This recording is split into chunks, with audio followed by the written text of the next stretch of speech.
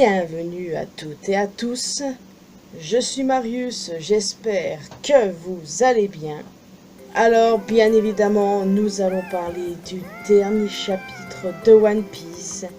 C'est absolument dingue ce qu'il se passe, je ne sais pas si vous vous rendez compte exactement, mais en vrai, quand on voit ça, on se rapproche de plus en plus de la fin. Ouais, la fin est inévitable. Et ouais, elle approche à très grands pas, car là, ça a franchi un très grand cap. Je sais pas si vous réalisez, on approche dangereusement de la fin de One Piece. Donc, avant de parler du chapitre, un mot sur la première page, bien évidemment. Requête de fans où l'on retrouve Ace, Yamato et Otama qui aident des marcassins sur un chemin marécageux. Voir Ace, ça me fait toujours quelque chose. Et nul doute que ça me fera la même chose dans la saison 3 de la série Live Action sur Netflix.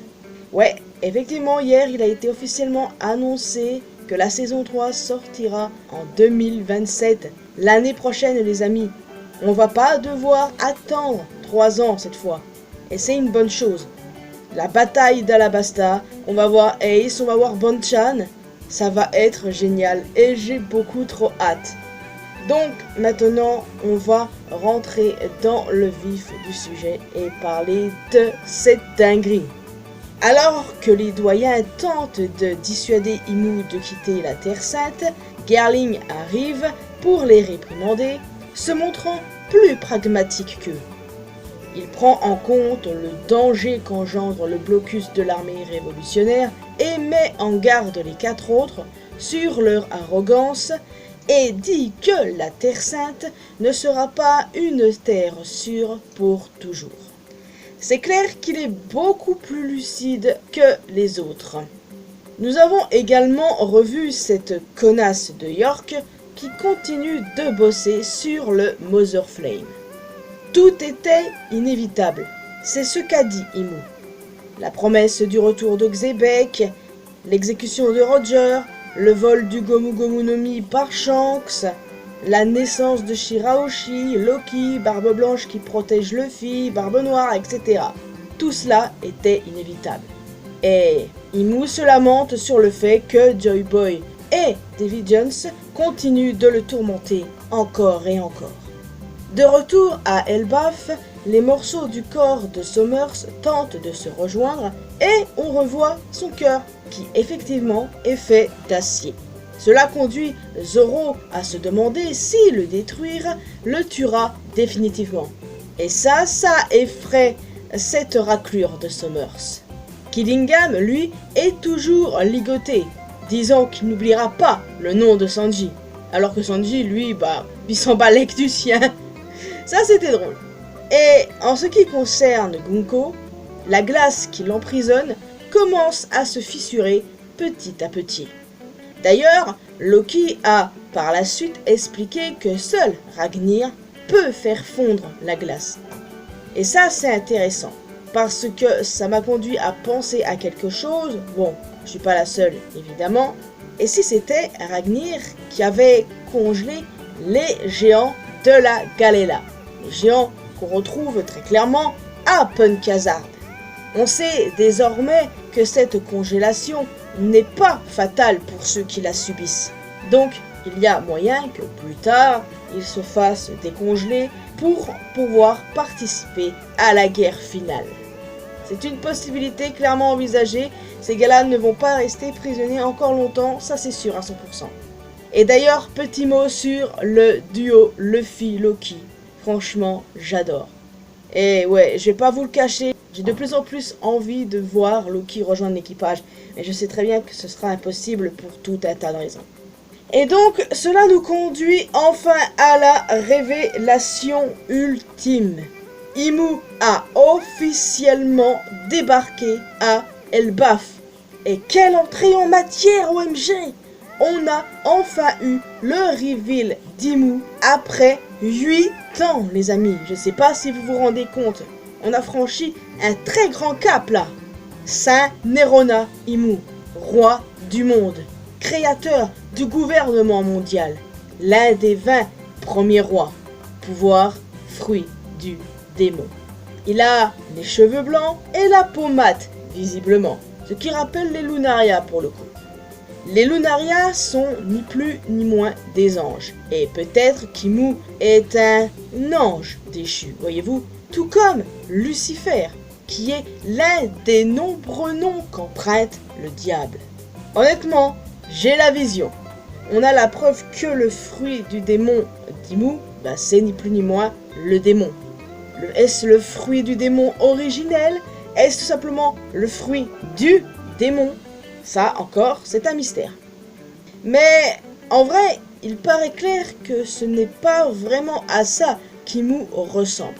Quand Imu arrive à l'intérieur du château d'Elbaf, il possédait encore cette forme d'ombre couronnée avant de prendre l'apparence révélée aujourd'hui. Si cette forme hybride démoniaque nous a été dévoilée, peut-être que c'est parce qu'il y a une certaine limite à sa transformation et qu'elle ne durera pas longtemps à l'extérieur de Marie-Joise. Un peu à l'image de Luffy et de Loki qui possèdent tous les deux un contre-coup à la leur en somme. Donc l'apparence d'Imu reste un mystère, mais je pense quand même qu'elle n'est pas totalement loin de ce qu'on a vu dans ce chapitre, pour être honnête. Donc affaire à suivre, n'est-ce pas? En tout cas, j'aime beaucoup son apparence androgyne, je vais pas vous mentir. D'ailleurs, notons qu'Imu semble plutôt grand sous cette forme démoniaque. Il suffit de comparer avec les fenêtres du château. Je trouve ça assez intéressant pour le coup. Les gars, on a là clairement le chapitre de l'année. Je ne veux rien savoir. On a eu le reveal d'Imu quand même, ce n'est pas rien. Et je refuse de croire que ce gars-là n'est pas l'antagoniste final du manga. Je veux dire, il y a cet éternel débat, Barbe Noire, Imu, lequel sera l'ennemi final. Des débats incessants, il y en a beaucoup qui continuent de penser à Barbe Noire, mais honnêtement, quand tu vois ça, comment tu ne peux pas croire qu'Imu n'est pas l'ennemi final? Je sais pas comment Voda veut s'y prendre, mais je lui fais confiance à ce sujet. Mais je n'arrive pas pour autant à déterminer mais qui sera vraiment l'ennemi final. Moi, j'ai l'impression vraiment que ça sera Imu. Et quand tu vois ça, le roi du monde, le diable en personne, je veux dire, ça me paraît assez logique que ce sera lui l'antagoniste final, en tout cas de mon point de vue. Et n'hésitez pas à me dire dans les commentaires qui pour vous sera l'antagoniste final entre Imu et Barbe Noire. Enfin, vous vous doutez bien que les haters sont de sortir pour X ou Y raison. Déjà, certains voulaient qu'Imu soit une femme, alors qu'il y a plusieurs chapitres en arrière, il avait déjà été établi qu'il s'agissait d'un homme. Et en toute honnêteté, je vais pas vous mentir, oui, j'aurais bien aimé qu'Imu soit une femme, moi aussi. Mais d'un côté, c'est pas plus mal, voyez-vous, parce qu'un antagoniste féminin, est-ce que ça aurait vraiment plu? Genre, comment elle aurait été aussi animée dans l'animé, en sachant que la Toei abuse avec les boobs et compagnie? Je veux dire, honnêtement, si c'est pour nous épargner tout ça, Imu en homme, je prends. Et puis de toute façon, j'avais abandonné cette théorie, Imu est une femme, depuis plusieurs chapitres en arrière, littéralement quand Sabo avait dit cet homme en parlant d'Imu. Je veux dire, les doyens en parlaient aussi au masculin, enfin, ça paraissait évident que c'était un homme, donc personnellement, ça ne me choque pas, et je ne déteste pas ça. Et comme je vous l'ai dit, j'aime beaucoup l'apparence androgyne. Et il y a ceux-là ils m'énervent vraiment, qui, comme d'habitude, font des comparaisons à la con avec d'autres mangas. Genre, à les écouter, Boruto a inventé les tatouages, Fire Force a inventé les cornes, et Black Clover aurait inventé les démons. Eh bien, j'apprends des choses avec cette communauté, Je parle de la communauté Twitter, parce que la communauté manga sur Twitter, ils sont détestables. Ouais, rien de bien nouveau, je vous l'accorde. Enfin, nous, ici, on kiffe, cassez-vous, on n'a pas de place pour ce genre de personnes. Est-ce qu'on peut aussi les appeler tribalistes? Tribalisme, ce sont des mots qu'on utilise dans le catch, mais est-ce que ça marche aussi pour d'autres formes de médias comme les mangas? Je sais pas, mais bon. Beaucoup pensent qu'Imu doit absolument tuer un Mugiwara. Et ça, je refuse. Rip Usopp que presque tout le monde veut voir crever.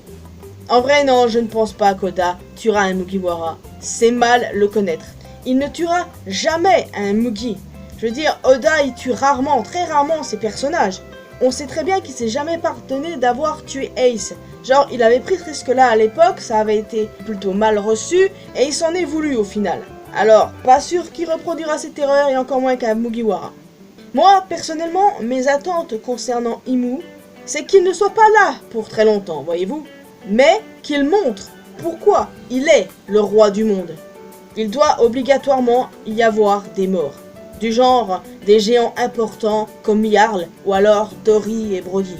Comme je l'ai dit, Oda tue rarement ses personnages. Ouais, c'est compliqué, on a bien vu avec Kinemon qui, selon moi, aurait quand même dû rester mort, mais bref.